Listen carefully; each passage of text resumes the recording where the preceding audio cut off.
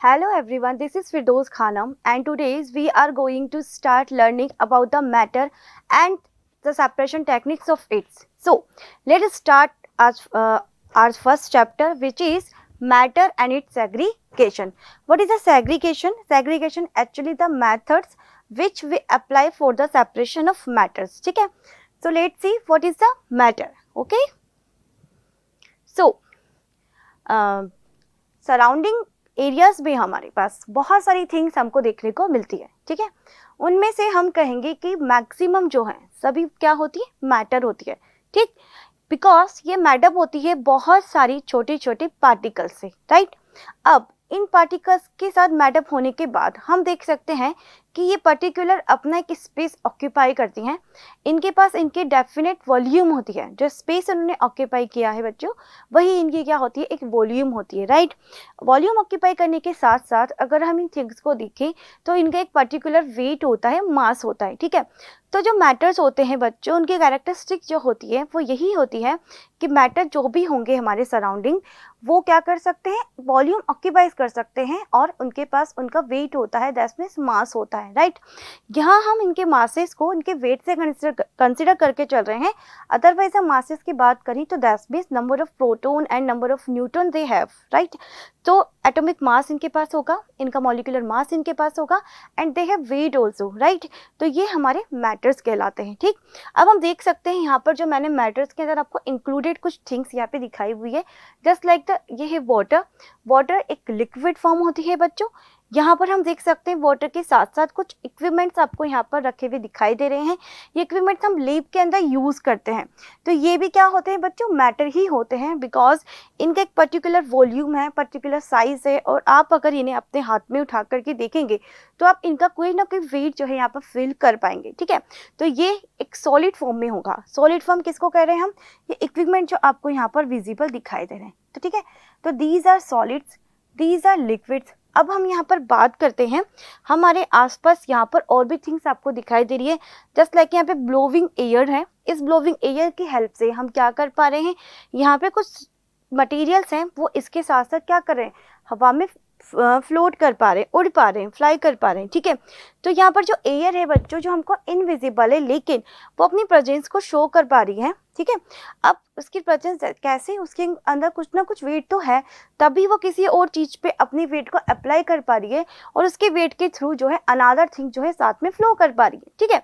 तो that's like हम इन examples के बेसिस पे ये कंक्लूजन निकाल सकते हैं कि हमारे आसपास सराउंडिंग जितनी भी थिंग्स है वो मेनली किस फॉर्म में प्रेजेंट होती है, कुछ सॉलिड्स होती हैं, कुछ लिक्विड्स होती है और कुछ गैसेस होती हैं। हमने इन तीनों को ही क्या बोला है बच्चों, मैटर बोला है, राइट। अब हमने इनको मैटर क्यों बोला है, हमको देखना पड़ेगा, हमको इनके ऊपर एक एक डेफिनेशन हमने जो बोली है उसकी सभी के सभी प्रॉपर्टीज़ को अप्लाई करा के देखना होगा, ठीक है। अब इन प्रॉपर्टीज़ क्या होती है, मैंने आपको जो डेफिनेशन बताई मैटर की, वो मैटर की डेफिनेशन ही इनकी प्रॉपर्टीज़ को अच्छे से जो है डिफाइन कर सकती है। क्या डेफिनेशन थी बच्चों, मैटर किसको बोलेंगे, things which have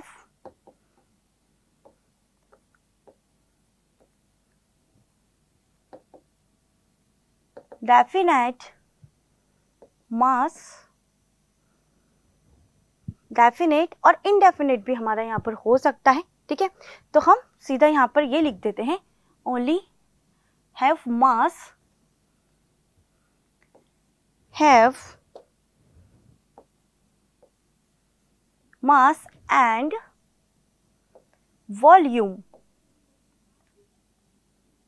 is called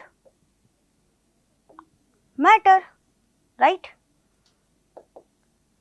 तो अब हम इन डेफिनेशंस को कैसे अप्लाई करके देखेंगे। देखो, अगर हम सॉलिड की बात करें बच्चों, तो सॉलिड के एग्जांपल्स होंगे लाइक हमारे पास यहाँ पर सबसे पहले हम सॉलिड को एग्जांपल लेकर के चलेंगे, ठीक है।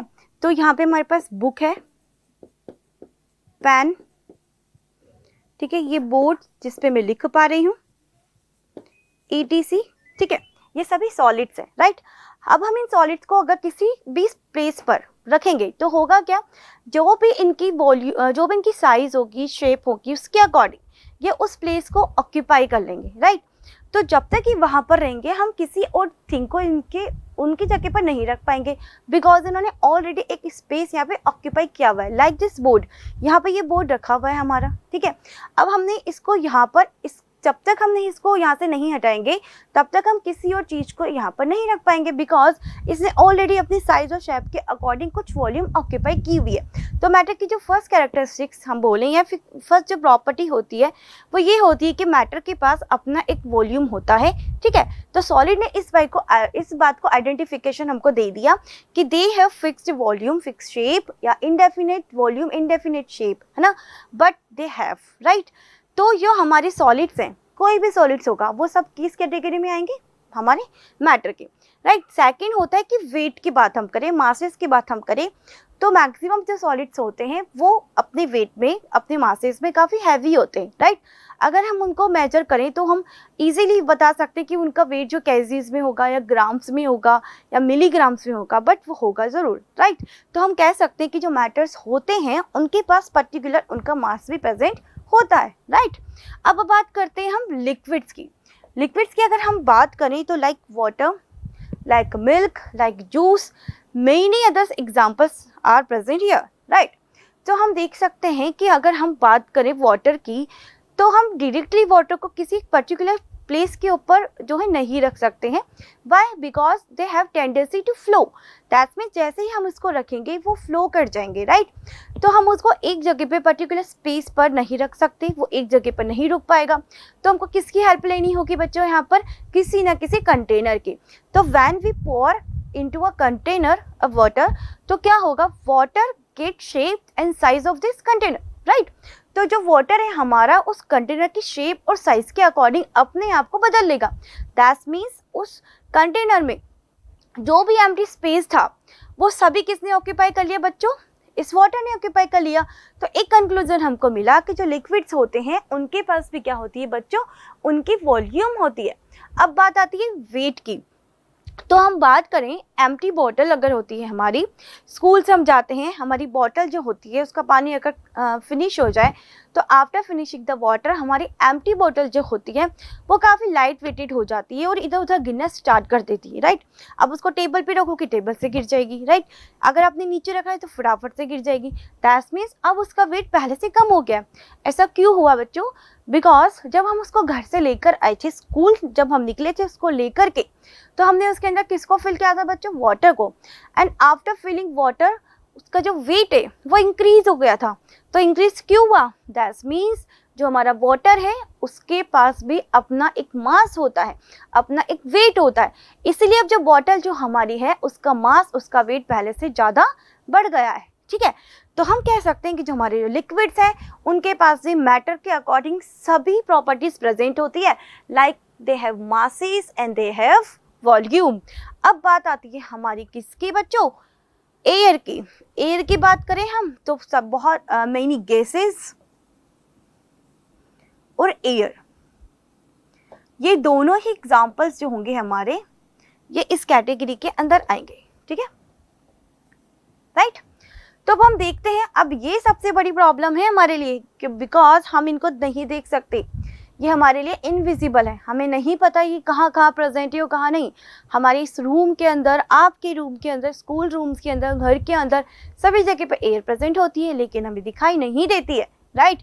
तो हम कैसे पता लगा सकते हैं कि एयर के पास भी अपना वॉल्यूम होता है और उनके पास अपना मास होता है।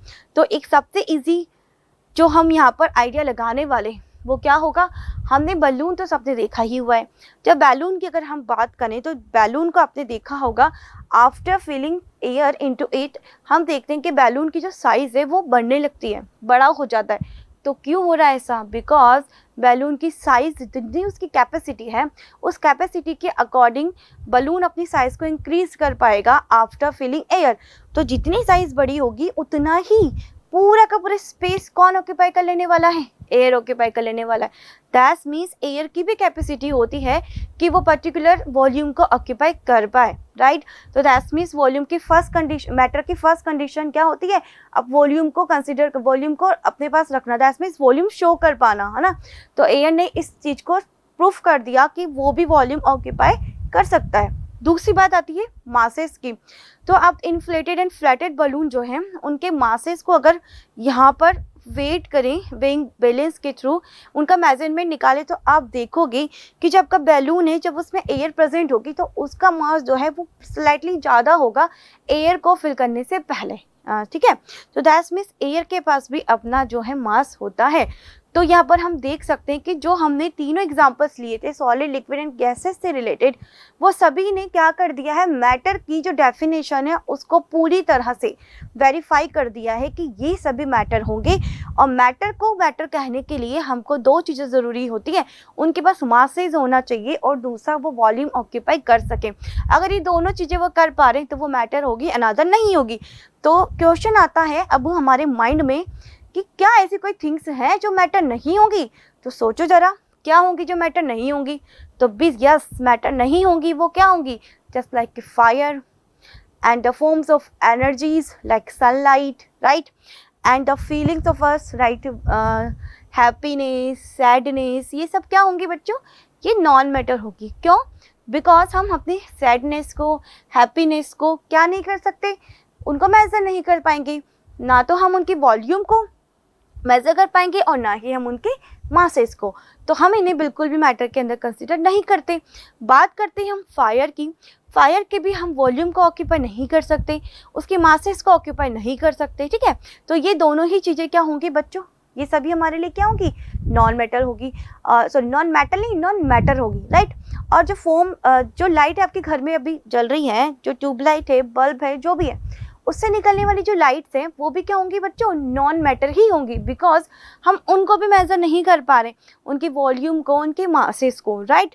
तो ये सब चीज़ें, ये सब जो हमारी प्रॉपर्टीज है, मैटर की जो डेफिनेशन, हमें क्या करना होगा, जो है वन बाय वन हम जो थिंग्स हमको दिखाई दे रही है उनके ऊपर अप्लाई अगर हम करेंगे तो हम इजीली चीज़ बहुत अच्छे से पता लगा सकते हैं कि कौन मैटर है और कौन नहीं है। तो हमने या तो कंक्लूजन निकाल ही लिया कि सभी सॉलिड्स, लिक्विड एंड गैसेस जो होती है, मींस एयर जो होती है वो मैटर तो होती ही होती है, ठीक है। तो हमको यहाँ पता चल गया कि which are matters and which are not non matter, right. अब हम देखते हैं कि मैटर की जो डेफिनेशन के साथ साथ अदर जो प्रॉपर्टीज यहाँ पर मैंने आपको बताई हुई है वो क्या होंगी, ठीक है। तो सबसे पहले हमने इसकी डेफिनेशन जो है वहाँ पर एक बार हमने लर्न कर ली। आप इसको अच्छे से और लिखना चाहते हैं तो आप यहाँ से नोट डाउन कर सकते हैं। तो definition of matter is anything that has mass and occupies space is called matter. Matter के जो सब्सटेंसेज हैं उनकी प्रॉपर्टीज क्या होती है बच्चों, all materials and substances are made up of matter. That means हमारे जितने भी आसपास की जो भी मटेरियल्स हैं वो क्या है बच्चों, मैटर ही है, right. All matter is made up of tiny particles like atoms और मॉलिक्यूल्स। मीन्स जो मैटर है ना बच्चों वो बहुत ही छोटी छोटी पार्टिकल से मिलकर बना हुआ होता है, मैटर होता है, और ये एटम्स की साइज़ के होते हैं। एंड एटम्स बहुत जो होता है वो नैनो पार्टिकल होता है बच्चों, बहुत ही ज़्यादा छोटा पार्टिकल जिसको हम नेकेड आई से नहीं देख सकते। इनकी साइज़, इनके मॉलिक्यूल्स काफ़ी ज़्यादा स्मॉल होते हैं, काफ़ी ज़्यादा टाइनी होते हैं, ठीक है। फिर उसके बाद है इसके एग्जाम्पल्स। तो हमें अपने चारों ओर जो भी चीज़ें दिखाई दे रही हैं वो सब क्या होती है बच्चों, मैक्सिमम मैटर ही होती है, ठीक है। अब हम आगे बढ़ते हैं, हम यहाँ पे बात करते हैं मैटर के क्लासिफिकेशन की। तो मैटर को हमने यहाँ पे क्लासिफिकेशन किया है किसमें बच्चों, प्योर सब्सटेंसेज में, और दूसरा क्या हुआ है हमने इसको मिक्सचर में, ठीक है। तो यहाँ पर मैं, ये है हमारा प्योर सब्सटेंसेज और दूसरा है हमारे पास यहाँ पे मिक्सचर, राइट। तो जो प्योर सब्सटेंसेज है उसको हमने फिर से 2 मोर कैटेगरीज के अंदर डिवाइड किया है। First is element and second is compound, ठीक है। अब एलिमेंट एंड कंपाउंड है, उसके बाद हम बात करेंगे यहाँ पे मिक्सचर्स की। मिक्सचर्स भी 2 टाइप्स के होते हैं, homogeneous mixture and heterogeneous mixture. सबसे पहले हम बात करते हैं प्योर सब्सटेंसेज की। तो प्योर सब्सटेंसेज क्या होते हैं, देखो बच्चों प्योर सब्सटेंसेज की बात अगर हम यहाँ पर करें तो प्योर सब्सटेंसेज हम किनको बोलेंगे बच्चों, जिसके अंदर दे have same kind of molecules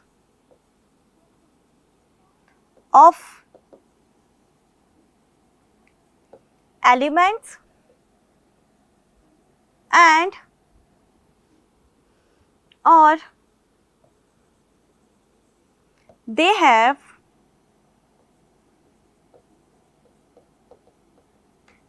fixed ratio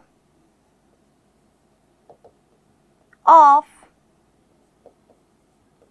two और मोर एलिमेंट्स ऑल्सो, या हम कहें they have fixed melting point and boiling point also, right.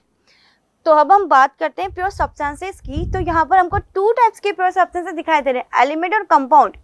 तो हमने क्या लिखा है कि दे have same kinds of molecules of element, that means जो हमारा एलिमेंट है, एलिमेंट क्या होते हैं बच्चों, एटॉमिक फॉर्म ही होती है एलिमेंट्स। एलिमेंट जो है बहुत छोटे छोटे एटम से मिलकर के एलिमेंट का फॉर्मेशन होगा। एलिमेंट यहाँ पर जैसे कि हम बात करते हैं सोडियम, पोटेशियम, गोल्ड, गोल्ड का सिंबल होता है बच्चों Au, ये है हमारा गोल्ड Au, ठीक है। सिल्वर, सिल्वर का सिंबल होता है बच्चों Ag, ठीक है। ये आपको यहाँ पे सभी सिंगुलर फॉर्म के अंदर दिखाई दे रहे हैं। ऑक्सीजन, ये सिंगल एटम है ऑक्सीजन का, तो ये क्या है बच्चों, एलिमेंट है, दिस इज ऑक्सीजन। अब ये क्या नहीं कर सकते बच्चों, अपने आप को इस तरह से सिंगुलर फॉर्म के अंदर एक्सिस्टेंस शो नहीं कर पाते, तो इनको क्या करना होता है, इनको अपने ही साथ बॉन्ड बना करके अपने एक्सिस्टेंस को कंप्लीट करना होता है। दैट मीन्स ये क्या करते हैं, मॉलिक्यूल्स ऑफ एलिमेंट का फॉर्मेशन करते हैं, ठीक है। तो दैट मीन्स एलिमेंट जो होते हैं सेम टाइप्स ऑफ एटम्स को कंसीडर करके रखते हैं। दिस मीन्स एलिमेंट किसको बोलेंगे हम, element which are they have same kinds of atom in its, right. तो एलिमेंट जो होते हैं बच्चों उनके अंदर सेम टाइप्स के एटम प्रेजेंट होंगे, राइट। अगर हम बात करते हैं यहाँ पे मॉलिक्यूल ऑफ एलिमेंट की, तो मॉलिक्यूल ऑफ एलिमेंट सेम इसी की तरह, यानी कि सेम टाइप ऑफ ऑक्सीजन, खुद ही ऑक्सीजन के साथ कंबाइंड होकर के किसका फॉर्मेशन करेगा बच्चों, O2 का। तो यहाँ पर आप देख सकते हैं सेम टाइप्स ऑफ एटम्स यहाँ पर प्रेजेंट है, तो ये मॉलिक्यूल्स ऑफ एलिमेंट है, ठीक है। तो एलिमेंट हमने जो प्योर सब्सटेंस की फर्स्ट लाइन जो लिखी थी कि दे have same kinds of molecules of element, तो यहाँ पर ये फुलफिल हो गई क्योंकि ये प्योर है। क्यों प्योर है बच्चों, बिकॉज इनके पास सेम टाइप्स ऑफ एटम्स है, सेम टाइप्स ऑफ इनके पास मॉलिक्यूल्स ऑफ एलिमेंट प्रेजेंट है, ठीक है। सेकंड हमने बोला था कि इनका रेशियो जो होता है वो फिक्स्ड होता है, ठीक है। इसके बाद इस वाली हम जो डेफिनेशन है इसके ऊपर भी अभी जाने वाले हैं। उसके पहले हम एक और यहाँ पर जो पॉइंट है इसको यहाँ पर चेक कर लेते हैं। फिर हमने बोला कि इनका मेल्टिंग और बॉइलिंग पॉइंट क्या था, कैसा होता है बच्चों, फिक्स होता है। तो राइट, इनका जो मेल्टिंग पॉइंट है, बॉइलिंग पॉइंट है, वो फिक्स होगा, इसलिए ये प्योर होंगे। दैट मीन्स वाटर की बात अगर हम करें तो वाटर 100 डिग्री सेल्सियस के ऊपर बॉइल्ड होता है एंड ये 0 डिग्री सेल्सियस के ऊपर फ्रीज हो जाता है, राइट। अगर यहाँ पर इम्प्यूरिटीज होगी बच्चों तो वाटर का मेल्टिंग पॉइंट और बॉइलिंग पॉइंट दोनों ही डिस्टर्ब हो जाएंगे। दैट मीन्स अब ये 100 डिग्री सेल्सियस पे बॉइल नहीं हो पाएगा और 0 डिग्री सेल्सियस पे फ्रीज नहीं हो पाएगा। तो अगर ऐसा हो रहा है तो दैट मीन्स वो इम्प्योर है, राइट। तो इनकी प्योरिटी चेक करने का क्या मेथड होता है, या तो हम इनके बॉइलिंग पॉइंट को चेक कर लें या इनके मेल्टिंग पॉइंट को हम चेक कर लें। तो जितने भी प्योर सब्सटेंसेस हमारे पास होते हैं उनका एक fix melting point and fix boiling point वहाँ पर होता है एंड फिक्स फ्रीजिंग पॉइंट भी वो रखते हैं, ठीक है। तो फर्स्ट डेफिनेशन क्या थी कि दे have same kinds of molecules of element. तो जो हमारे एलिमेंट्स होते हैं वो सेम टाइप्स के एलिमेंट से मिलकर के उसके मॉलिक्यूल का फॉर्मेशन करते हैं। दैट मीन्स एटम्स मिलकर के एलिमेंट बनाएंगे और एक से 1 एंड मोर एटम्स मिलकर के that means elemental form he atoms form है हमारी, तो 1 एंड मोर एलिमेंट्स मिलकर के मॉलिक्यूल्स का फॉर्मेशन करते हैं। तो this is the molecules of oxygen, ठीक। अब बात करते हैं हम कंपाउंड में। कंपाउंड की बात हम करें तो एग्जांपल्स यहाँ पर अगर हम यहाँ लिखें तो हमने यहाँ लिखा है CO2, तो हम यहाँ देख सकते हैं कि same types of molecules of element यहाँ पे प्रेजेंट नहीं है। तो दैट मीन्स क्या ये प्योर नहीं होगा, नहीं, ये बिल्कुल प्योर होगा। क्यों, बिकॉज दूसरी डेफिनेशन हमारी क्या होती है कि अगर इनके पास अगर same types of molecules of element ना भी हो तभी भी क्या होते हैं बच्चों, फिक्स रेशियो के अंदर ये प्रेजेंट होते हैं। तो ये CO2 का जो रेशियो है ये पूरी तरह से फिक्स्ड है। क्या रेशियो फिक्स है बच्चों कि 1 मॉलिक्यूल ऑफ कार्बन जब 1 मॉलिक्यूल ऑफ ऑक्सीजन के साथ रिएक्शन करेगा, 2 मॉलिक्यूल ऑफ ऑक्सीजन के साथ रिएक्शन करेगा तो किसका फॉर्मेशन होता है, CO2 का। या हम बात कर सकते हैं H2O की। तो H2O की अगर हम बात करें, H2O क्या होता है बच्चों, वाटर होता है। तो वाटर की अगर हम यहाँ बात करें तो 2 मॉलिक्यूल्स ऑफ हाइड्रोजन जब रिएक्ट करेंगे किसके साथ, 1 मॉलिक्यूल ऑफ ऑक्सीजन के साथ, तो हमको वाटर का फॉर्मेशन यहाँ पर होगा, ठीक। तो दैट मीन्स इनका रेशियो फिक्स्ड है। रेशियो कितना है हमारे वाटर का, 2:1, और ये यूनिवर्सल ट्रूथ है। दैट मीन्स ये रेशियो कभी भी चेंज होने वाला नहीं है। तो जो हमारे प्योर सब्सटेंसेस होते हैं they have fix ratio in it and they have same kinds of molecules of element in it and they have fix melting and boiling point, right. इसीलिए ये प्योर सब्सटेंसेस होंगे। अब सिंपल है, जो pure होगा उनको तो हमको सेपरेट करने की कोई नीड होगी नहीं, तो हम यहाँ पे जो भी सेपरेशन टेक्निक अब पढ़ने वाले हैं वो प्योर सब्सटेंस से रिलेटेड बिल्कुल भी नहीं होगी, ठीक। अब हम बात करते हैं यहाँ पर किसकी बच्चों, मिक्सचर्स की। मिक्सचर्स की अगर हम यहाँ पे बात करें तो देखो, मिक्सचर किसको कहते हैं हम बच्चों, mixtures have two and more compound in any ratio. That means mixtures के अंदर भी आपको देखने को तो मिलेंगे कंपाउंड्स और एलिमेंट दोनों ही मिल सकते हैं, लेकिन उनका कोई भी रेशियो फिक्स नहीं होगा। they doesn't have fixed melting point and boiling point also, right।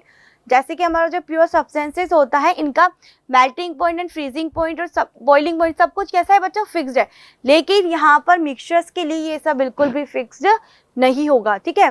तो दे, दूसरा पॉइंट हम लिखे तो they do not have fixed melting point and boiling point, right। और सेकंड, जो प्योर सब्सटेंसेस होते हैं वो केमिकली बॉन्डेड होते हैं, दैट मीन्स केमिकल रिएक्शंस के थ्रू इनका फॉर्मेशन होता है, इनके बीच में पर्टिकुलर केमिकल रिएक्शंस होती है, और हम इनको अगर हम सेपरेट करना भी चाहें तो किसी भी फिजिकल मेथड के थ्रू सेपरेट नहीं कर सकते, बिकॉज ये क्या होते हैं बच्चों, केमिकल सब्सटेंसेस होते हैं। लेकिन अगर हम मिक्सचर्स की यहाँ पर बात करें तो जो मिक्सचर्स होगा हमारा, इस मिक्सचर्स के अंदर ये केमिकल सब्सटेंसेस जो बनेंगे हमारे वो केमिकल रिएक्शन के थ्रू नहीं बनेंगे, इनके बीच में होने वाली जो रिएक्शन है एक पर्टिकुलर फिजिकल टाइप रिएक्शंस होगी। दैट मीन्स हमने किसी भी रेशियो में किसी को भी मिक्स कर दिया, एक मिक्सचर बन गया। इनके बीच होने वाली जो रिएक्शन है वो केमिकल रिएक्शंस नहीं होती है, किसमें बच्चों, मिक्सचर्स में। और सेकेंड इज, हम इनको किसी भी सेपरेशन टेक्निक से सेपरेट कर सकते हैं, like boiling, sieving, filtration, hand picking, बहुत सारे मेथड, ठीक है। तो जो मिक्सचर्स होते हैं they can be separated by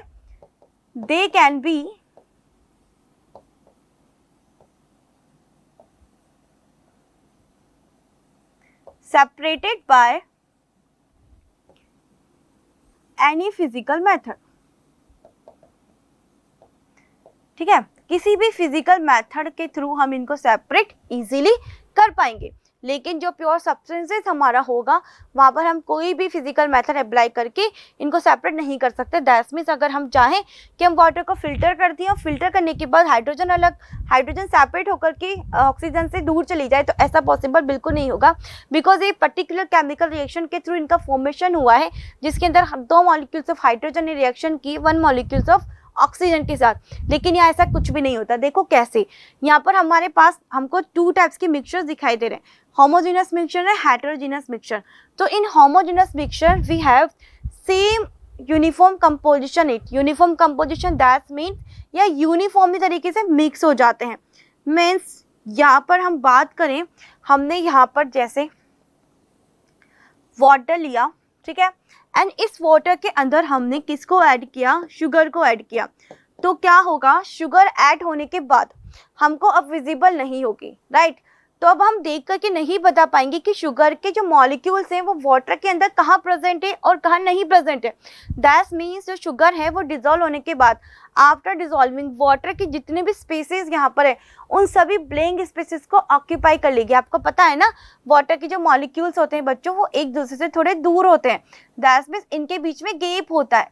तो जो गैप प्रेजेंट है लिक्विड में यानी मीन्स वाटर में, उस जो गैप को कौन फुलफिल कर देगा बच्चों, शुगर के पार्टिकल्स, राइट। देन जब शुगर के पार्टिकल्स इस गैप को फुलफिल कर देंगे तो क्या होगा, अब हमको बिल्कुल भी देखना यहाँ पर पॉसिबल नहीं होगा कि शुगर कहाँ है।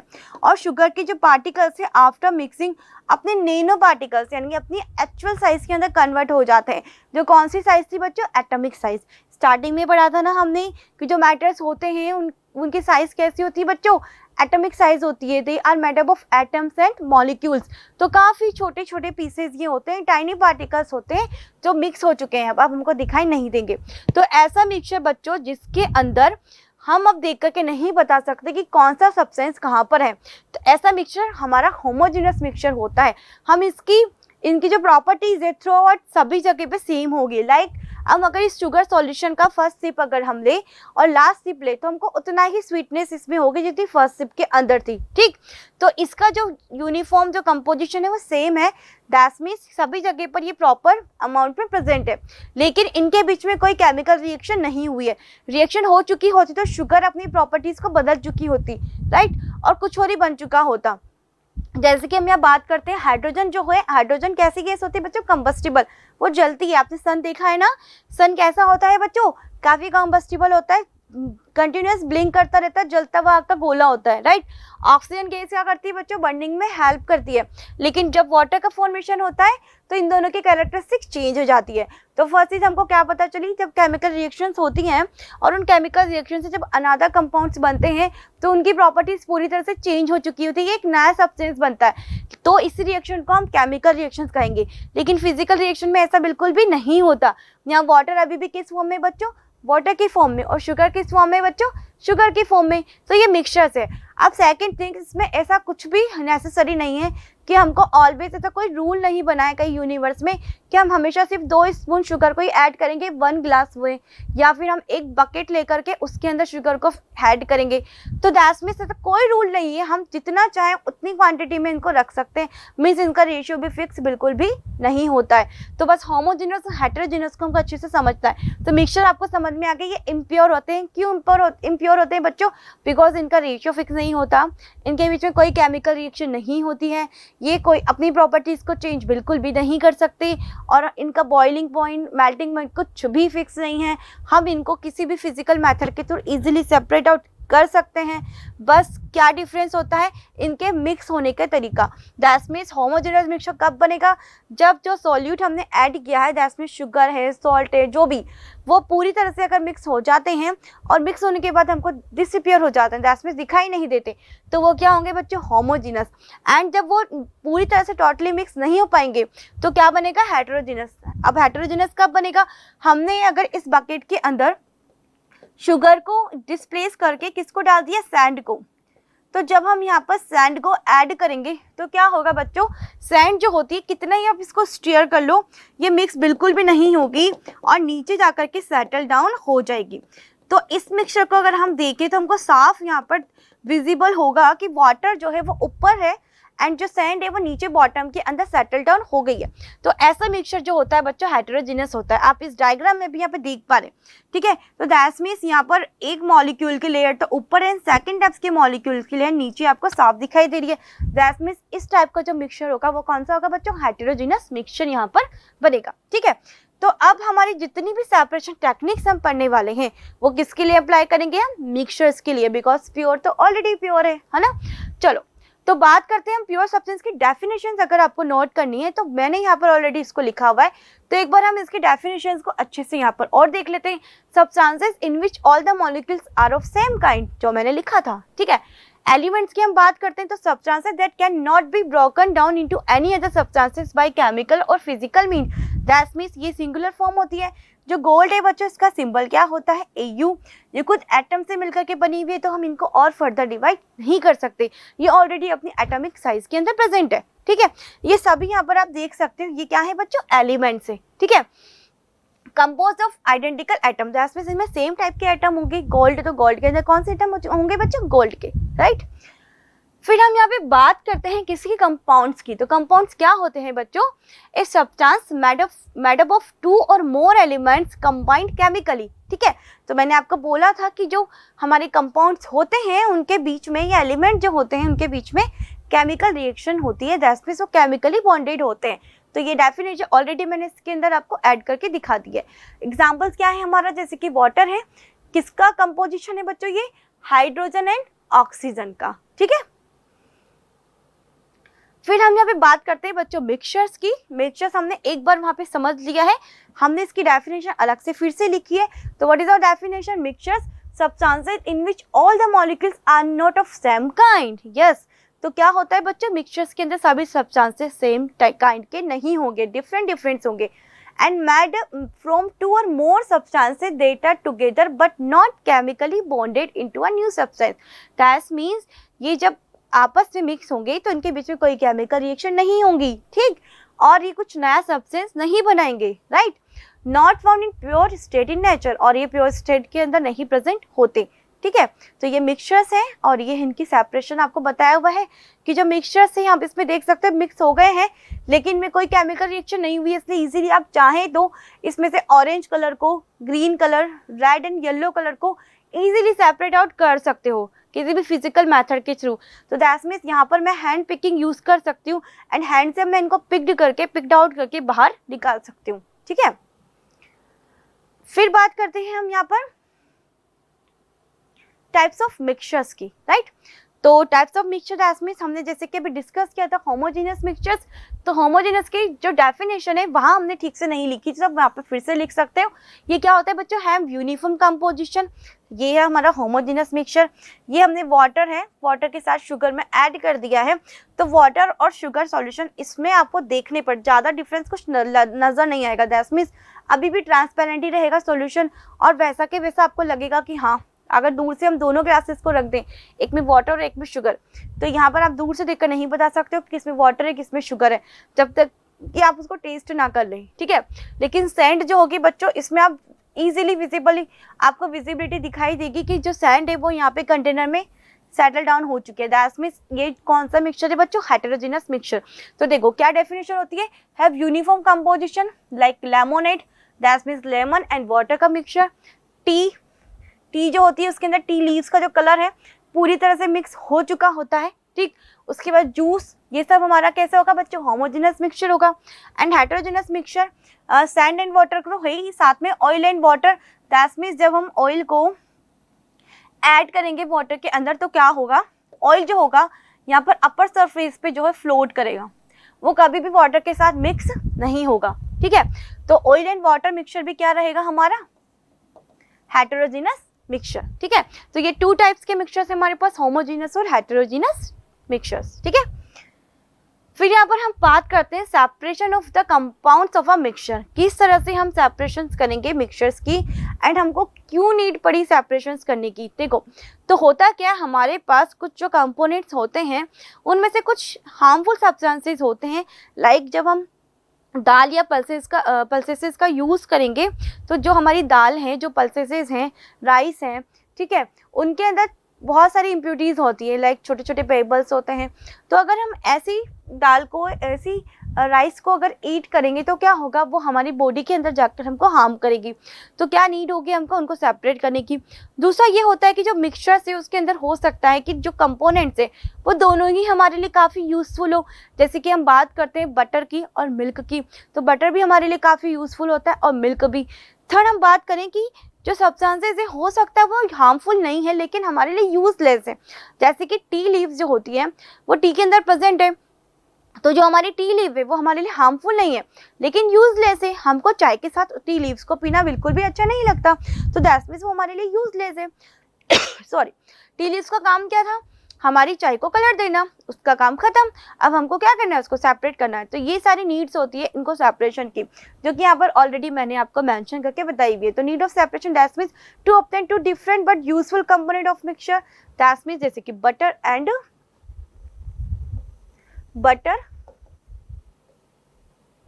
मिल्क. फिर बात करते हैं हम टू रिमूव हार्मफुल कंपोनेंट और impurities of mixtures like pebbles from pulses, ठीक है. थर्ड एग्जाम्पल क्या होगा, to remove useless component of mixture. That means tea leaves from tea. तो ये कुछ एग्जाम्पल्स हो गए जिससे आप इजीली समझ सकते हो कि क्या मीनिंग इन सेपरेशंस के जो पॉइंट्स हमने लिखे हैं उसका मीनिंग क्या है, ठीक है. तो चलो अब हम आगे बढ़ते हैं हमारी सेपरेशन की टेक्निक्स की ओर, राइट. तो देखो सेपरेशन ऑफ टू और मोर सॉलिड मिक्सचर. तो यहाँ पर जो हम सेपरेशन करने वाले हैं बच्चों वो किन किन का करने वाले हैं एक बार मैं आपको फिर से बैक जा करके यहाँ पर एक चार्ट के थ्रू बता देती हूँ। जब सेपरेशन हम करेंगे उसमें सबसे पहले हम यहाँ पे क्या करने वाले हैं बच्चों, सॉलिड एंड सॉलिड का सेपरेशन। दैट मीन्स जो मिक्सचर्स जो हमारे पास हैं उनमें जो इम्प्योरिटीज़ हैं वो भी सॉलिड की फॉर्म में हैं और जो यूजफुल सब्सटेंसेज हैं वो भी सॉलिड की फॉर्म में है। तो सॉलिड में से सॉलिड को सेपरेट करना है हमको फर्स्ट में। सेकंड हम क्या करेंगे, सेकंड जो सेपरेशन होगा हमारा उसके अंदर हमारे पास होगा लिक्विड एंड सॉलिड। तो लिक्विड एंड सॉलिड की अगर हम यहाँ बात करें बच्चों तो यहाँ पर ये कैसा होगा, इनको भी हम 2 कैटेगरी के अंदर डिवाइड कर सकते हैं। फर्स्ट हो सकता है हमारे पास सॉल्यूबल, लाइक शुगर सॉल्ट वगैरह अगर हमने वाटर में ऐड किया है तो वो सॉल्यूबल होगा, ठीक है। इसमें शुगर और सॉल्ट तो हो जाएगा सॉलिड और जो वाटर है हो जाएगा वो लिक्विड, तो दैट्स में सॉल्यूबल हुआ, ठीक है। फिर हम बात करते हैं इनसॉल्यूबल की। तो इनसॉल्यूबल की बात यहाँ हम करें तो जैसे कि सैंड पार्टिकल्स हो गए, टी लीव्स हो गए, ये सब इनसॉल्यूबल है तो इनको भी तो सेपरेशन की नीड होगी, ठीक है। तो हमने फर्स्ट किन को सेपरेट किया, सॉलिड में से सॉलिड्स को, सेकंड लिक्विड एंड सॉलिड को, थर्ड हम किसको करेंगे बच्चों, लिक्विड एंड लिक्विड को सेपरेट आउट करेंगे। अब लिक्विड एंड लिक्विड में भी 2 कैटेगरीज हमको मिलती है बच्चों। एक तो soluble liquids like lemonade, lemon juice mix हो जाता है वाटर के अंदर, राइट, ऑरेंज जूस मिक्स हो जाता है वाटर के अंदर, मिल्क मिक्स हो जाता है वाटर के अंदर, तो ये सॉल्युबल्स होंगे। एंड हम बात करते हैं ऑयल की, तो ऑयल वाटर के अंदर मिक्स नहीं होता, तो यहाँ पर हम लिक्विड एंड लिक्विड के लिए 2 टाइप्स की टर्म्स यूज़ करेंगे। जो सॉल्युबल लिक्विड्स होंगे उनको हम बोलेंगे miscible liquids and insoluble liquids को बोलेंगे इमिसिबल, राइट। तो ये हमारा क्लासिफिकेशन रहेगा जिसको हमको अच्छे से याद रखना है। तो फर्स्ट हमारा जो मेथड है वो किसके लिए बच्चों, सॉलिड में से सॉलिड के सेपरेशन के लिए। सो इस solid separation techniques for 2 or more solid mixtures। तो फर्स्ट हम टेक्निक अप्लाई करने वाले hand picking, and hand picking we will apply when the component of a mixtures are differ in shape, size and colour, right. You can see properly there is a wheat and size of impurities like pebbles are different from the wheat, right, so we can easily choose them, right। हम देख सकते हैं यहाँ पर जो हमारा stone है उसको इजीली चूज कर सकते हैं हम बिकॉज उनकी साइज और शेप बिल्कुल अलग है वीट से। तो दैट मीन्स जो हमारा हैंड पिकिंग है वो बहुत इजी मेथड है जिसमें हम कब अप्लाई कर सकते हैं इसको, जब हमारा सॉलिड और सॉलिड मिक्सचर शेप और साइज कलर में बिल्कुल डिफरेंट होगा। सेकेंड हम बात कर सकते हैं कि जो इम्प्यूरिटीज होगी यहाँ पर वो प्योर सब्सटेंस की कंपैरिजन में काफ़ी कम क्वांटिटी में होगी, इसलिए हमको इजीली दिखाई देगी। आपने जब बाहर से परचेज किया एक पूरे गेहूं की बोरी को, तो उसके अंदर आपने कंकर परचेज किया या गेहूं परचेज किया, गेहूं परचेज किए, तो गेहूं प्योर सब्सटेंस है, दैट मींस उसकी क्वांटिटी ज़्यादा है और पेबल्स की क्वांटिटी कम है, इसलिए हम उसको इजीली हैंड पिकिंग के थ्रू चूज करके सेलेक्ट करके बाहर निकाल सकेंगे, ठीक है। एंड उनका शेप साइज और कलर भी डिफरेंट होगा। तो हैंड पिकिंग हम अप्लाई करेंगे बच्चों कब, जब उनकी शेप साइज कलर बिल्कुल डिफरेंट होंगे एंड जो इम्प्यूरिटीज है उनकी क्वांटिटी काफ़ी कम होगी, राइट। तो हम यहाँ पर देख सकते हैं स्टोन्स जो हैं छोटे छोटे उनको हम सेपरेट कर पा रहे हैं यहाँ से हैंड पिकिंग के थ्रू। फिर बात करते हैं हम सेकंड सेपरेशन टेक्निक हमारी सॉलिड से सॉलिड को सेपरेट करने की, वो है थ्रेसिंग। थ्रेसिंग बच्चों जनरली जो है फार्मर्स यूज करते हैं। फार्मर क्या करते हैं, it is use to separate grain from stalks. Stalks क्या होते हैं, जब हमारा जो प्लांट्स होता है बच्चों, जब वो प्लांट्स लगा हुआ होता है फील्ड्स में, तो इनके ये जो स्टेम्स है, हम इस प्लांट को इनके स्टेम से यहाँ से कट कर लेते हैं। कट करने के बाद इसकी रूट जो है वो वहीं रह जाएगी, हमने यहाँ से इसको कट कर लिया। कट करने के बाद इसको हम बोलेंगे स्टॉक। अब सॉरी, ये इन स्टॉक्स के देखो बंडल्स बना लेते हैं, और ये बंडल्स आपको कैसे दिखाई दे रहे हैं, ड्राई। क्यों हो गए ड्राई, क्योंकि उसने क्या किया, फार्मर ने इन सबको कट किया। कट करने के बाद देखो कितने सारे बंडल्स यहाँ पर आप देख सकते हो, है ना। तो इन सारे बंडल्स को सन ड्राई के लिए डाल दिया। अब जैसे ये सन ड्राई हो जाएंगे तो काफ़ी ज़्यादा ये ड्राई होने के बाद काफ़ी ज़्यादा हाथ लगाने पे ही क्रश होना स्टार्ट कर देंगे, क्रशेबल हो जाएंगे दैट मीन्स। तो ये क्या करेगा फिर किसी हार्ड सरफेस के ऊपर, ये हार्ड सरफेस है, वुडन ब्लॉक हो सकता है, कुछ भी, हार्ड सरफेस के ऊपर इनको जोर जोर से बीट करेगा। तो होगा क्या बच्चों, आपने किसी ड्राई लीफ को देखा है आज तक? जब प्लांट से लीफ गिर चुकी होती है तो आफ्टर ड्राई होने के बाद जैसे हम उसको टच करते हैं तो टच करने पे वो क्रश होना स्टार्ट कर देती है। तो दैट मीन्स अब क्या होगा, इस स्टॉक्स के साथ कौन लगे हुए, ग्रेन्स। तो ये जोर जोर से इनको बिटन करेगा। बिटन करने पे क्या होगा, ये स्टॉक्स जो है छोटे छोटे पीसेस के अंदर यहाँ पर गिरेंगे और इनके साथ ही कौन गिरेंगे बेटा, यहाँ पे ड्रॉप डाउन होना शुरू कर देंगे, स्टार्ट कर देंगे कौन, हमारे ग्रेन्स भी। ठीक है, तो यहाँ पर हमको मिला है क्या मिला है, ग्रेन और स्टॉक का मिक्सचर। ठीक, तो फर्स्ट हमको करना क्या था, अगर इसमें से हम एक एक को, यहाँ पे हमारे बहुत सारे वीट्स लगे हुए या राइस लगे हुए, अगर वो जाकर एक एक को हैंड पिकिंग करता तो उसको तो पूरे पता नहीं कितने टाइम लग जाता ना, 2-3 ईयर तक तो वो इसमें से सिर्फ अपनी ग्रेन्स को निकालता रहता। तो इसलिए वो क्या करेगा, इनको सन ड्राई करेगा और जोर जोर से बिटन करेगा, जिससे कि स्टॉक्स और ग्रेन का मिक्सचर मिलेगा, बट फाइनली जो ग्रेन है वो स्टॉक से बाहर आ जाएंगे। तो थ्रेसिंग जो होता है हमारा किस लिए यूज करते हैं हम, it is use to separate grain from stalks. ठीक है, तो क्या करते हैं इसमें, the stalks are beaten to free the grain from stalks. That means हम इसमें क्या करेंगे, जो स्टॉक्स हैं उनको बीटन करेंगे बहुत तेजी से किसी हार्ड सरफेस पे, जिससे कि जो ग्रेन है वो स्टॉक से सेपरेट हो जाए। राइट, इसके बाद क्या होगा बच्चों, इसके बाद हम करेंगे विनोइंग। बिकॉज हमें जो मिक्सचर मिला था अभी वो क्या था, उसके अंदर ग्रेन तो थे बट साथ में कौन मिक्स था बच्चों, स्टॉक्स भी था। ठीक है, तो हमको अब क्या करना है, स्टॉक्स को सेपरेट करना है। लेकिन स्टॉक कैसे हैं, काफी लाइट वेटेड है, आप उनको फूंक मारोगे तो वो एयर के साथ उड़ना स्टार्ट कर देंगे। इसलिए यहाँ पर हम एयर की हेल्प लेंगे, विंड की हेल्प लेंगे और कौन सा प्रोसेस कर देंगे, विनोइंग। तो विनोइंग जो होता है बच्चों, it is use to separate heavier lighter component. तो हैवियर हमारा ग्रेन है, लाइटर कंपोनेंट की बात हम यहाँ पर करें तो जो स्टॉक्स था, यानी कि स्टॉक जो अब क्रश हो चुका है, उसको हम क्या बोल देंगे, अब हस्क बोलेंगे। What is that, husk. Right, जो स्टॉक जो था उनको जब हमने बीटन किया तो वो क्या बन गया बच्चों, क्रश हो गया, और क्रश स्टॉक्स को हम बोलते हैं हस्क। दैट मींस इस तरह से जो उड़ता हुआ आपको दिखाई दे रहा है ना, ये सब क्या है बच्चों, हस्क है, इट इज हस्क। राइट, तो ये काफी लाइट वेटेड होता है। ठीक है, लेकिन यहाँ पे हेल्प कौन करेगा हमको, विंड। तो ये जो आपको डायग्राम दिखाई दे रहा है, इसमें हो क्या रहा है, यहाँ से इस ओर से विंड जो है ब्लो करती हुई आ रही है। ठीक है, तो जैसे ही ब्लोविंग एयर यहाँ से हमने यहाँ पर इसके ऊपर डाला, हम यहाँ पे आर्टिफिशियल विंड का यूज कर सकते हैं या फिर नेचुरल विंड की हेल्प भी ले सकते हैं। हम यहाँ पे खड़े हो जाएंगे, जिस डायरेक्शन से विंड आ रही है उस डायरेक्शन में अपनी बैक को करके, जैसे हम अपनी बैक को साइड करेंगे और ऊपर से किसी हाइट वाली प्लेस पे खड़े हो जाएंगे और ऊपर से हम हस्क प्लस ग्रेन के सॉल्यूशन को गिराएंगे, सॉरी मिक्सचर को गिराएंगे। तो होगा क्या, जो हमारा हस्क है वो क्या है बच्चों, ड्राई लीव्स है, और ड्राई लीव्स कैसी होती हैं, काफी लाइट वेटेड होती है। तो वो ब्लोविंग एयर के साथ साथ ब्लोविंग विंड के साथ बहती हुई चली जाएंगी, ब्लो करती हुई चली जाएंगी। लेकिन जो हमारा ग्रेन है वो थोड़ा हैवियर है, और वो क्या होगा बच्चों, नीचे वहीं पे ड्रॉप डाउन होगा और कलेक्ट होना स्टार्ट कर देगा।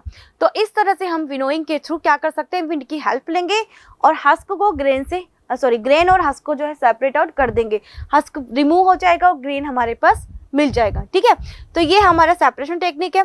विनोइंग प्रोसेस जरूरी नहीं कि फार्मर ही अप्लाई करे, हम भी प्रोसेस को कर सकते हैं। ठीक है, तो winnowing is a process by which we can separate heavier and lighter component from it. Right, next this is sieving.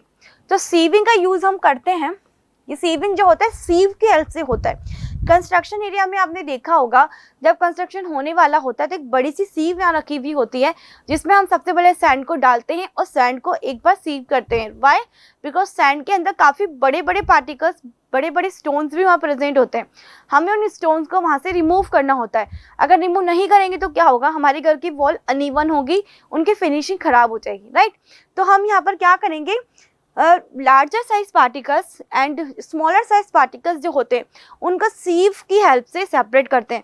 ये ऐसे पार्टिकल्स होते हैं जो हैंड पिक नहीं किए जा सकते, बिकॉज दोनों ही की साइज जो होती है वो है तो एक दूसरे से बड़ी, लेकिन इतनी बड़ी नहीं है कि हम उसको हैंड पिक कर पाए, और इनकी क्वांटिटी काफ़ी ज़्यादा होती है दोनों की एक दूसरे के साथ।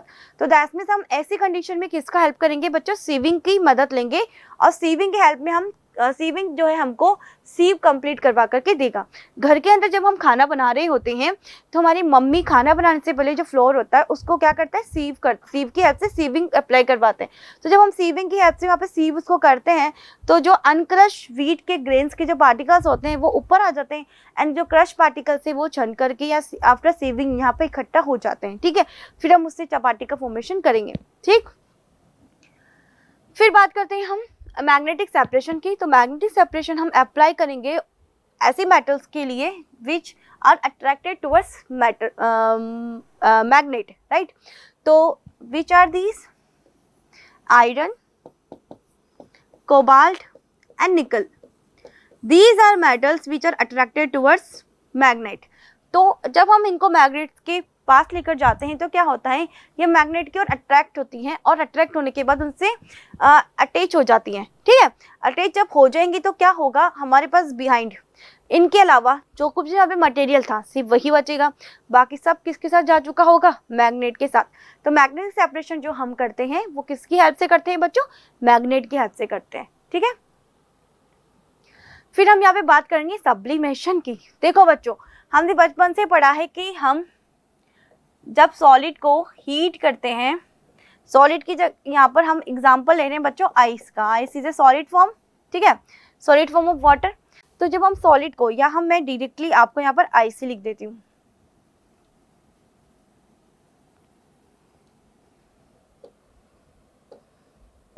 ठीक है। तो यहाँ पर मैंने बात किया है ice, ice is a solid form. Ice को जब मैंने यहाँ पर हीट किया तो लिक्विड में कन्वर्ट होगा, लिक्विड को और हीट करेंगे तो गैसेस फॉर्म के अंदर कन्वर्ट हो जाएगा। ठीक है, देन गैसेस को कंडेंसेशन करूंगी तो फिर से वाटर ड्रॉपलेट्स मिलेगी, दस में लिक्विड ऑब्टेन होगा। लिक्विड में यहाँ पर कौन होगा बच्चों, वाटर, एंड वाटर को मैं जब वापस से फ्रीज कर दूंगी तो ये आइस के अंदर कन्वर्टेड हो जाएगा, राइट। तो ये प्रोसेस हम ऑलवेज पढ़ते हैं कि जब हमारा सॉलिड है, सॉलिड से लिक्विड है, लिक्विड से गैसेस बनेगा। लेकिन sublimation is the process in which ice or solid directly converted into gaseous form, and on the cooling gases converted directly into ice। ठीक है, तो ऐसे सब्सटेंसेस जिसमें लिक्विड फेज बिल्कुल नहीं आता, दैट मीन्स हम जब सॉलिड को हीट करेंगे तो डायरेक्टली वो गैस में कन्वर्ट हो जाएगा, एंड गैसेस को जब हम कूल डाउन करेंगे तो फिर से वो सॉलिड के अंदर कन्वर्ट हो जाएगा। तो ऐसा एग्जाम्पल अगर मैं बात करूं तो बच्चों कैम्फर, कैम्फर अगर आप जानते हैं तो आप पूजा के लिए यूज़ करते हैं, या हमारे घर के अंदर हम ऑर्डोनिल वगैरह जो है होता है उसको यूज़ करते हैं। ये क्या होता है बच्चों, कैम्फर बॉल, ये कपूर एक्चुअली होता है। कपूर आप पूजा में काफ़ी कॉमनली सब्सटेंस जो यूज़ किया जाता है, जब आप इसको जलाते हो तो ये वैनिश हो जाता है, दैट मीन्स दिखाई नहीं देता कहाँ चला गया, बिकॉज वो क्या होता है बच्चों, सब्लाइम हो जाता है, सब्लिमेशन उसका हो जाता है, क्योंकि वो सॉलिड फॉर्म थी। सो उस सॉलिड को, कैम्फर को जब हमने गर्म किया तो डायरेक्टली किस में कन्वर्ट हो गया, गैस में। अगर हम उसको किसी बंद कंटेनर के अंदर गर्म करेंगे तो वहाँ पर जो कैम्फर है ठंडा होने के बाद उस कंटेनर की वॉल्स के ऊपर डिपॉजिट हो जाएगा।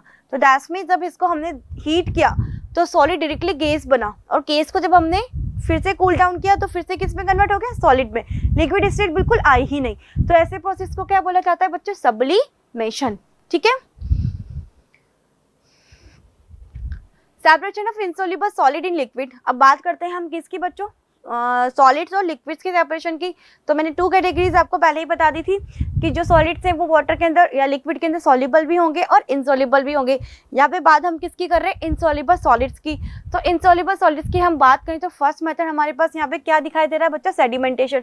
सेडिमेंटेशन की बात हम यहाँ पे करें तो सेडिमेंटेशन के अंदर होता क्या है कि जब हमने यहाँ पर सैंड वगैरह को ऐड किया या एक्सीडेंटली वो यहाँ पर मिक्स हो गई तो ये क्या हो जाएगा बच्चों, इनको कैसे सेपरेट करेंगे हम, उस कंटेनर के अंदर हम उस कंटेनर को थोड़ी टाइम के लिए बिल्कुल भी डिस्टर्ब नहीं करेंगे और उसको किसी जगह पे पर्टिकुलर स्पेस पे रख देंगे।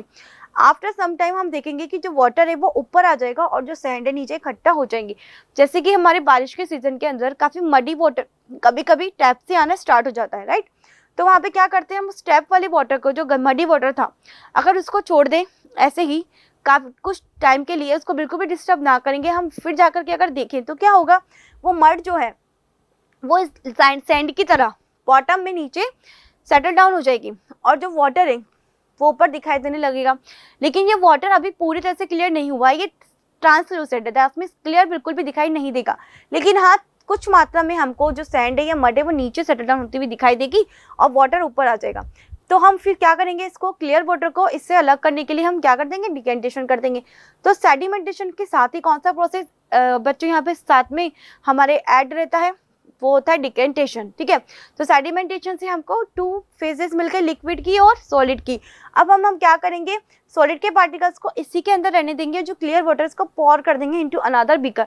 तो ये जो प्रोसेस है हमारा, ये क्या कहलाएगा बच्चों, sedimentation and decantation process.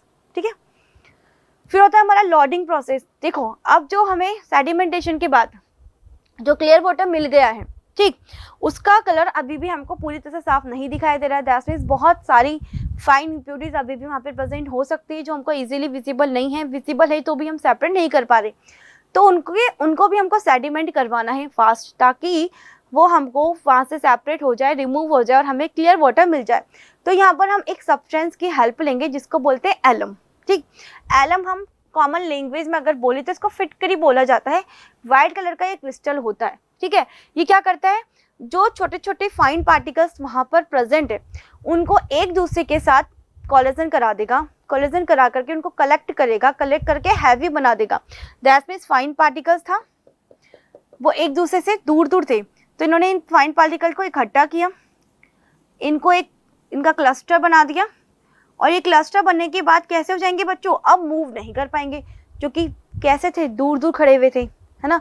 Dust particle एक यहाँ पर, एक यहाँ पर, एक यहाँ पर, एक डस्ट पार्टिकल दूसरे से जुड़ा, फिर दूसरा तीसरे से जुड़ा, इस तरह करते करते एक बड़ा सा क्लस्टर बन गया। अब क्लस्टर बना तो क्या हो गया बच्चों, हैवी, और हैवी होगा तो क्या होगा, नीचे जाके सेटल डाउन हो जाएगा। तो जो हमारी एलम है वो क्या करती है, बहुत फाइन पार्टिकल्स जो कभी भी सेटल डाउन नहीं होते उनको हैवी बना के सेटल डाउन कराने का काम करती है, और साथ में जो डस्ट पार्टिकल्स के अंदर जो इम्प्यूरिटीज हैं उनको भी पूरी तरह से किल कर देगी, दैट्स मीन जर्म्स को। तो ये क्या करेगी प्रोसेस, लोडिंग। तो लोडिंग का मीनिंग ही क्या होता है बच्चों, लोडिंग का मतलब होता है लोड करना, that's means heavy banana. Heavy किसको बनाएंगे यहाँ पर हम, जो फाइन पार्टिकल्स हमारे वाटर के अंदर प्रेजेंट है जिनको हम इजीली सेपरेट आउट नहीं कर पा रहे। तो दैट्स मीन्स हमारी सेडिमेंटेशन को फास्ट भी बनाया और फाइन पार्टिकल्स को लोड करके हैवी बना के नीचे सेटल डाउन भी कराया। तो ऐसा प्रोसेस कौन सा होता है बच्चों, लोडिंग। और इसमें हमारा जो सबसे मोस्ट इंपॉर्टेंट जो रोल है वो कौन प्ले करेगा, पोटाश एलम या फिर एलम। ठीक है, फिर नेक्स्ट मेथड हम बात करें यहाँ पर, तो separation of soluble solid in liquid. तो सॉल्युबल सॉलिड्स की अगर हम यहाँ पे बात करें, इसके अलावा कुछ और मैं आपको और इनसॉल्युबल सॉलिड को सेपरेट करने की अनदर एक और सेपरेशन टेक्निक बताना चाहूँगी जिसको हम बोलते हैं फिल्ट्रेशन।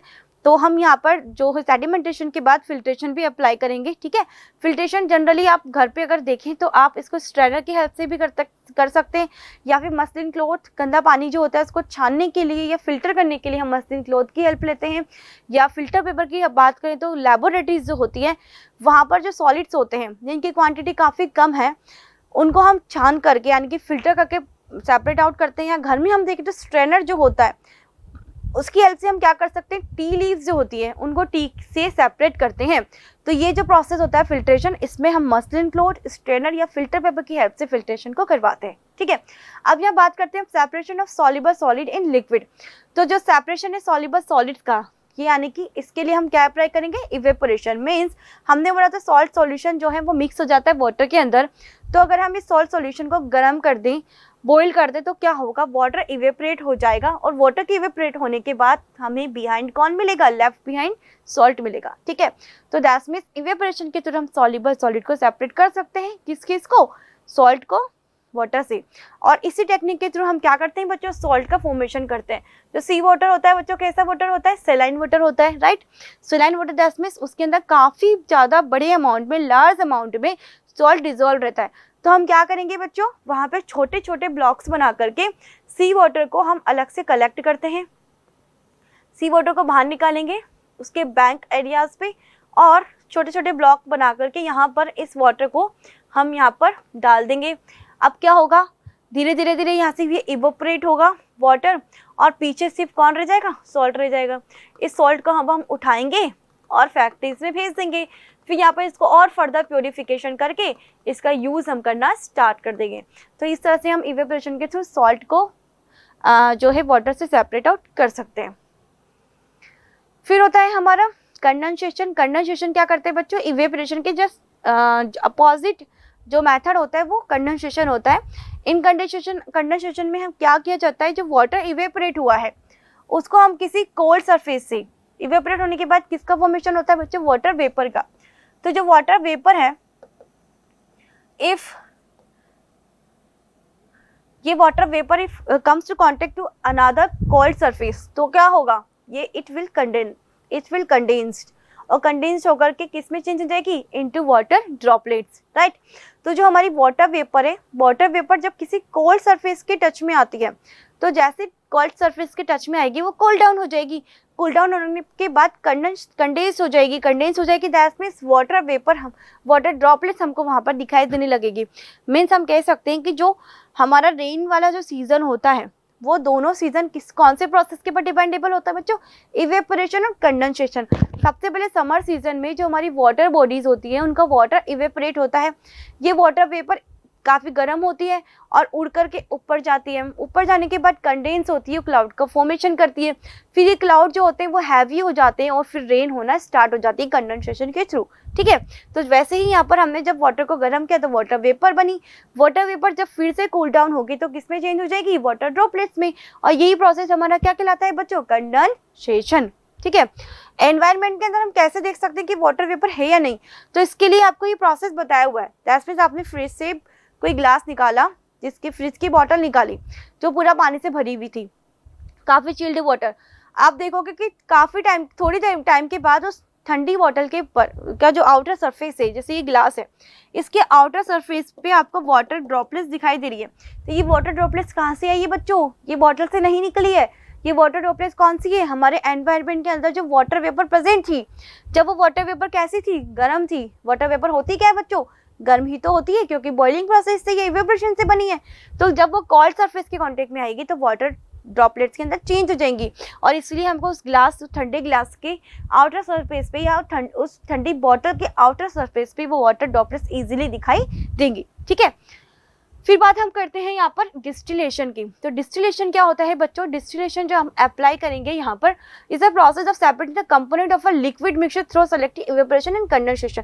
दैट मीन्स डिस्टिलेशन होता है मेनली लिक्विड में से लिक्विड को सेपरेट करने के लिए हम यहाँ यूज़ करते हैं, या फिर जो वाटर होता है उसको पूरी तरह से प्यूरीफाई बनाते हैं। तो ऐसा वाटर जो होता है वो हमारा क्या कहलाता है बच्चों, डिस्टिल्ड वाटर कहलाता है। तो जो लिक्विड है उसके अंदर जो जितनी भी इम्प्यूरिटीज़ हैं, उन सभी इम्प्यूरिटीज़ को सेपरेट करने के लिए डिस्टिलेशन प्रोसेस किया जाता है। इसमें दो प्रोसेस बहुत ज़्यादा आपके इंपॉर्टेंट होते हैं, एक तो होता है इवेपोरेशन, दूसरा होता है कंडेंसेशन। देखो कैसे, यहाँ पर हमने क्या लगाया हुआ होता है, थर्मोमीटर, यहाँ पर हमने इसके अंदर रखते हैं जो हमको फिक्स टेम्परेचर के बारे में टाइम टू टाइम जो है वो इंडिकेशन देगा। यहाँ पर हम इसको कंटिन्यूस गर्म कर रहे हैं, और ये जो आपको दिखाई दे रहा है सेटअप, ये आपका डिस्टिलेशन फ्लास्क होता है, ठीक है। इस डिस्टिलेशन, ये आपको यहाँ पर लिखा हुआ है ऑलरेडी, तो ये हमारा जो पूरा कंटेनर है ये क्या है बच्चों, डिस्टिलेशन फ्लास्क है, ठीक है। अब इस डिस्टिलेशन फ्लास्क के अंदर मैंने इसको हीट करना स्टार्ट किया। ये वाटर है तो इसका बॉइलिंग पॉइंट कितना होगा बच्चों, 100 डिग्री सेल्सियस। तो ऑन 100 डिग्री सेल्सियस ये गर्म होना स्टार्ट करेगा। गर्म होगा तो बच्चों किस में कन्वर्ट होगा, स्टीम में, यानी कि वेपर में। ये जो वेपर है यहाँ से ये ऊपर उठेगी, ऊपर उठ करके बच्चों यहाँ पे कोई और स्पेस को दिखाई नहीं दे रहा है बाहर जाने का, सिर्फ एक यही यहाँ पर इसको एक पतली सा पाइप दिख रहा है। इस पाइप के अंदर ये एंटर कर जाएगी, और ये पाइप कनेक्टेड है किससे बच्चों, कंडेंसर से। कंडेंसर क्या होता है बच्चों, जो कंडेंसेशन करवा दे। तो ये जो कंडेंसर है ये कंडेंसेशन कैसे करवाएगा, बिकॉज हम इसके अंदर क्या कर रहे हैं, कोल्ड वाटर को एंटर करा रहे हैं, और जो पाइप है ये पाइप से टच है, बस इस पाइप के साथ मिक्स नहीं है। दैट मीन्स कंडेंसर जो है इसके चारों ओर वाटर प्रेजेंट है, और पाइप कंटिन्यूस आगे बढ़ रहा है, और इस पाइप के अंदर बच्चों कौन प्रेजेंट है, वाटर वेपर, जो कहाँ से आई है, डिस्टिलेशन फ्लास्क से। तो जब ये जो कंडेंसर है हमारा, इसमें कंटिन्यूस कोल्ड वाटर को हम जब पॉर कर रहे हैं तो क्या होगा, ये वाटर वेपर इसके टच में आएगी तो क्या होगा, यहीं पर ये वाटर ड्रॉपलेट्स के अंदर कन्वर्ट होती चली जाएगी, और ये जो वाटर ड्रॉपलेट्स हैं ये ड्रॉप करके हमको अनादर बीकर के अंदर यहाँ पे कलेक्ट हो जाएगी। तो अब जो हमारे पास वाटर मिला है वो पूरी तरह से कैसा होगा बच्चों, प्योर होगा, बिकॉज ये बार बार ये प्रोसेस यहाँ पर रिपीट होगा। दैट्स मीन जब तक कि each and every particles, each and every molecules of water evaporate नहीं हो जाते, तब तक इस प्रोसेस को हम रिपीट करेंगे। और जितनी बार हम इस प्रोसेस को रिपीट करेंगे उतनी ही बार इम्प्यूरिटीज जो है इसमें से रिमूव होती चली जाएगी। तो after the completing this process, यहाँ पर हमारे पास जो सॉल्यूशन, जो वाटर हमको मिलेगा, सॉरी जो वाटर है वो पूरी तरह से प्योर होगा। इतना प्योर कि इसमें एक भी मिनरल्स नहीं होंगे, एक भी न्यूट्रिशंस कुछ भी प्रेजेंट नहीं होगा। दैट मीन्स ऐसा वाटर डिस्टिल्ड वाटर कहलाता है। और इस डिस्टिल्ड वाटर का यूज़ कहाँ करते हैं? हम मेडिसिन को बनाने में करते हैं, ठीक है, और लेबोरेटरीज के अंदर इसका यूज़ हम करेंगे, ठीक। डिस्टिलेशन के बाद हम बात करते हैं यहाँ पर जो अदर स्पेशल टेक्निक्स है, that means other special techniques, वो होती है सेंट्रीफ्यूगेशन। तो बच्चा सेंट्रीफ्यूगेशन जो प्रोसेस है इसके अंदर हम क्या करते हैं, देखो centrifugation is the process where the mixture is separated through a spinning. Spinning that means घुमाना, स्पिन करना, काफ़ी तेज़ी से, काफ़ी फास्ट तरीके से हम इसको रोटेट करवाएंगे। जब ये रोटेट होगा तो क्या होगा, तो लाइटर कंपोनेंट होगा वो ऊपर आ जाएगा फ्लोट करता हुआ, एंड हैवियर कंपोनेंट जो है वो नीचे ही रह जाएगा। Like mixer grinder, washing machine, ceiling fan, ठीक है, ये सब क्या होते हैं बच्चों, सेंट्रीफ्यूगेशन प्रोसेस को ही अप्लाई करते हैं, उसी के अकॉर्डिंग हम इसका यहाँ पर यूज़ करते हैं। सबसे ज़्यादा यूज सेंट्रीफ्यूगेशन जो होता है वो होता है चर्निंग प्रोसेस में। Churning process that means separation of butter from milk. आपने पहले घर पे देखा होगा, उसका मेरे पास पिक है जिसका मैं आपको दिखाना चाहती हूँ। सेंट्रीफ्यूगेशन की बात अगर यहाँ पर हम करें तो चलो मैं आपको ऐसे ही बता देती हूँ। सेंट्रीफ्यूगेशन की बात यहाँ पर हम करें तो यहाँ पर आपने ऐसे देखा होगा डायग्राम, पहले ऐसा बिलोना कुछ, अगर हम कोई पॉट ले उसके अंदर ऐसे बहुत सारे 4 साइड का ऐसा बिलोना होता था जिसको जोर से अगर हम ऐसे ऐसे जोर से घुमाएं तो होता क्या था बच्चों, जो बटर है वो ऊपर आ जाता था और हमारी जो मिल्क है वो नीचे रह जाता था। तो इस प्रोसेस को बोलते हैं चर्निंग प्रोसेस। और ये भी किसके ऊपर वर्क करता है बच्चों, सेंट्रीफ्यूगेशन के ऊपर। तो सेंट्रीफ्यूगेशन जो है कहाँ यूज होता है, it is use to skim milk from whole milk, water from your clothes and blood cells from your blood plasma. That means जो हमारा जो ब्लड बैंक होता है उसके अंदर भी जो ब्लड हम सेपरेट करते हैं अदर सब्सटेंसेस से, वो भी किस प्रोसेस से करते हैं, सेंट्रीफ्यूगेशन से।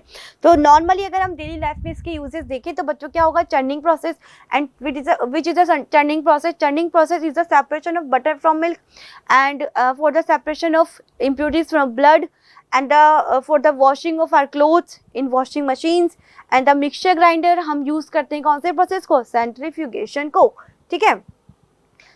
फिर हमारे पास आता है सेपरेटिंग फनल। सेपरेटिंग फनल की बात हम करें तो मैंने यहाँ पर आपको बताया था कि हमारे पास लिक्विड टाइप के मिक्सचर्स होते हैं, ठीक। जो मिक्सचर्स आपस में मिक्स हो जाते हैं उनको नाम दिया था मैंने मिसिबल, और जो लिक्विड आपस में मिक्स नहीं होते उनको हमने बोला था इमिसिबल, ठीक।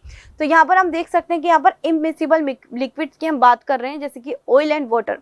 तो जो सेपरेटिंग फनल है ये हमारी हेल्प करता है ऑयल एंड वाटर जैसे सॉल्यूशन को, यानी कि इमिसिबल जो हमारे पास मिक्सचर्स है उनको सेपरेट करेगा। तो सेपरेटिंग फनल में होगा क्या, तो लाइटर कंपोनेंट है, राइट, जैसे कि ऑयल वगैरह, ये ऊपर आकर के इनकी एक लेयर बन जाएगी, और जो हैवियर कंपोनेंट है जैसे कि वाटर, उनकी लेयर इनके जस्ट नीचे रहेगी। तो ये सेपरेटिंग फनल है, ये किस तरह से टेक्निक पे काम करेगा, जो हैवियर पार्टिकल है वो पहले बाहर निकलेगा।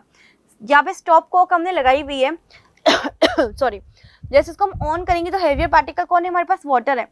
अब ये ऐसा क्यों बोल रही हूँ मैं हैवियर, बिकॉज आपने देखा होगा ना वाटर के अंदर ऑयल गिर जाए अगर तो ऑयल ऊपर ही फ्लोट करेगा। क्यों फ्लोट कर रहा है बच्चों, वाटर पे वही फ्लोट करता है जो लाइटर होता है। तो ऑयल क्या है बच्चों, लाइटर है, और वाटर क्या है, हैवियर है। तो जो वाटर है उसकी हैवीनेस की वजह से उसकी लेयर नीचे रहेगी, ऑयल लाइटर इसलिए उसकी लेयर ऊपर रहेगी। अगर डायरेक्टली हम इसको शिफ्ट करते तो क्या होता, सबसे पहले ऑयल बाहर निकलता, लेकिन ऑयल के साथ साथ लिक्विड जो है हमारा वाटर वो भी टेंडेंसी रखता है फ्लो करने की, वो भी फ्लो होकर के उसके अंदर मिक्स होकर चला जाता तो उस वापस से उस एक्सीडेंटल मिक्स होने के कॉन्सेप्ट को रोकने के लिए हमने किसका यूज़ किया, सेपरेटिंग फनल का। अब यहाँ क्लियर वो हमको लेयर दिख गई ऑयल की और वाटर की।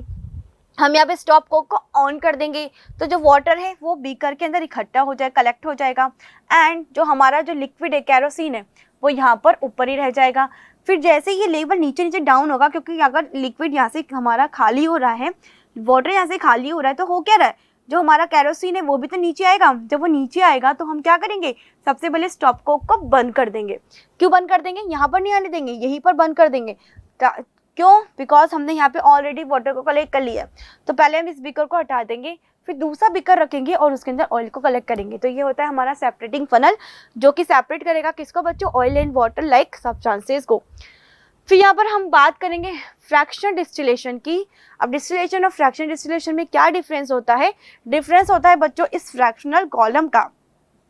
तो ये जो फ्रैक्शनल कॉलम है बच्चों, ये क्या काम करती है, ये एक्चुअली हम यूज़ करते हैं ऐसे सब्सटेंसेस को सेपरेट करने के लिए जिनके बीच में 25 डिग्री सेल्सियस के जिनके बॉइलिंग पॉइंट जो होता है उनके बीच का जो डिफरेंस है वो काफ़ी लोअर होता है, 25 डिग्री सेल्सियस से कम होता है, राइट।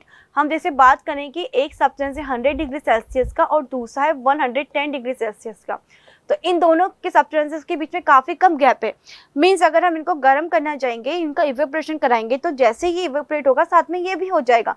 तो इस प्रॉब्लम को सोल्व करने के लिए हम फ्रैक्शनल कॉलम का यूज़ करते हैं, जो इनकी जो ट्रेवल है उस ट्रेवल पार्ट को काफ़ी इंक्रीज कर देता है। उससे होगा क्या, जिसका बॉइलिंग पॉइंट 100 है पहले सिर्फ वही बॉईल होकर के बाहर निकलेगा और जिसका 110 है वो थोड़ा पीछे रह जाएगा, ठीक है। तो इस तरह से हम फ्रैक्शनल कॉलम के थ्रू फिर से क्या कर पाएंगे, लिक्विड और लिक्विड को सेपरेट कर पाएंगे। इसका यूज़ हम मेनली कहाँ करते हैं बच्चों, पेट्रोल, डीजल, कैरोसिन जैसे जो ऑयल्स होते हैं ये सभी लिक्विड्स हैं, इनके बीच में भी कोई और लिक्विड ही होगा, ठीक है। वाटर की बात नहीं कर रहे हैं, कैरोसिन के अंदर कोई और ऑयल मिक्स है, डीजल के अंदर कुछ और है, पेट्रोल के अंदर कुछ और है, तो उनको फ्रैक्शनल डिस्टिलेशन के थ्रू हम यहाँ पर सेपरेट आउट करेंगे, ठीक है। ठीक है, ये हमारा जो चैप्टर था बच्चों, जिसमें हमने फ्रैक्शनल डिस्टिलेशन से लेकर डिस्टिलेशन और सारी सेपरेशन टेक्निक्स को अच्छे से सीखा, ठीक है। होप आपको ये अच्छा लगा होगा, समझ में आया होगा। इसी तरह आप इसको पढ़ते रहें और सीखते रहें। Till then thank you.